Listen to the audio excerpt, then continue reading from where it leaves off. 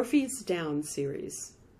Book 1 of the Orpheus Down series is an introduction to the world of our hero, Alexander Monnier. Here we find our hero entering adulthood while attending a school for the profoundly gifted, Cornell Academy. Book 1 defines the foundational cast of characters that impact Alexander in his mental, spiritual, and emotional development. Book 2 extends this experience, grounding us deeply into his nature, explaining his gifts and the cloud of destiny hanging over his head. Orpheus Down is an adventure series saga of epic proportions, consisting of multiple books. It is designed for the Harry Potter reader, who lamented when there were no more books to read. This series is based tightly on the fascinating and complex character and myth of Orpheus, and is modeled in the best traditions of literary classics. Alexander's story does not end at 18, but extends through the life of the character. Drawing on the research of pre- and post-Christian Gnostic and ancient Greek and Egyptian Hermetic knowledge, the book incorporates and goes beyond Pullman's Dark Materials trilogy, The Golden Compass, The Subtle Knife, and The Amber Spyglass, in divulging esoteric spiritual knowledge that organized religion has tried to destroy and cover up for over 2,000 years. Drawing from some of the most powerful and profound scholarly sources, the saga starts when Alexander is 11 at a fictional school. Cornell Academy has as many fascinations as Hogwarts School for Witchcraft and Sorcery. Cornell Academy is a grade 5 through 12 boarding school for the profoundly gifted, offering an unequaled education. Cornell is the gifted school for the ultra-gifted. Students from Cornell leave high school at the cutting edge of technology, and some even enter medical schools directly. The novels are filled with integral and intriguing subplots, woven tightly together to create a literary tapestry to stimulate the senses and ignite the imagination. As powerful realistic fiction, it is based on scholarly foundations, allowing for fascinating speculative science fiction, sometimes to border on believable fantasy. The story is mind candy for the intellectual reader, who feeds off a powerful tale capable of pulling the reader into a totally vicarious experience with characters and story at hand.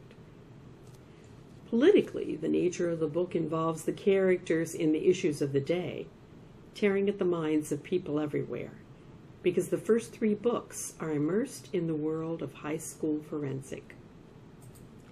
At Cornell Academy, debate is everything. Alexander, who has a genius for speaking, startles the world with his unusual abilities. He thinks up clever ideas through his intense insight and captures the spirit of a society on the brink, seeking salvation and a savior. From the power of his ideas, Alexander accidentally becomes a celebrity, capturing the national spirit.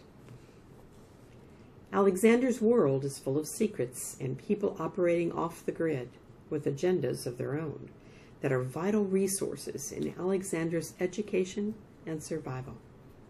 His survival, and that of the world, are linked in an indissoluble way. The world of Cornell is full of devices, like those at Hogwarts, integral to the plot and adventure. They make possible what in a normal school could simply never happen. This is a boarding school full of teenagers, so Cornell never sleeps. A book is a timeless thing, but once written is forever locked in time. Considering the significance of the series, and what, unlike any other series of books have accomplished to date, this saga brings to the modern reader an epic spiritual experience unlike any other. The research behind this book is immense and essential to building and perfecting the concepts necessary to make a series of this magnitude workable.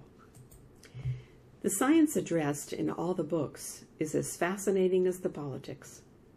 Both coexist not only in the environment of the plot, but in the lives of major characters. In time, Alexander becomes to medicine what Steve Jobs was to the digital world. Alexander's unorthodox, holistic approach to medicine sets the medical world, and Big Pharma, on its ear, bringing out the most menacing and fiscal-endowed enemies imaginable. The monsters of the world are not giant lizards like Godzilla, but power-money moguls who rule and steal with impunity while attempting to manipulate the world like master puppeteers. Think of the type of personality capable of dealing with such beings, and a hero of extraordinary ilk must descend from on high. Orpheus, down. Alexander Monnier, a messiah enemies would like to nail to a nuclear cross, but can't. He's too smart to kill.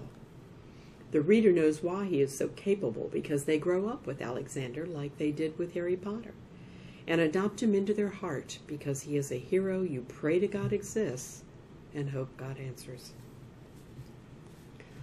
All these genres, written in a literary style, makes prose poetry. Philosophy and metaphysics are a powerful element driving the plot and action. In this series, people learn incidentally about things of great interest, often too complicated in their nonfiction source to be made understandable. This fiction makes them lucid, relevant, and interesting. The scope of the story is epic, because the subject of the main character's life is a spiritual sojourn of enlightenment. This is not a simple melodramatic tale of good overcoming evil. It is an explanation of the nature of evil and how it functions through everyone's life, and the solution to defeat it. We are not told, but shown.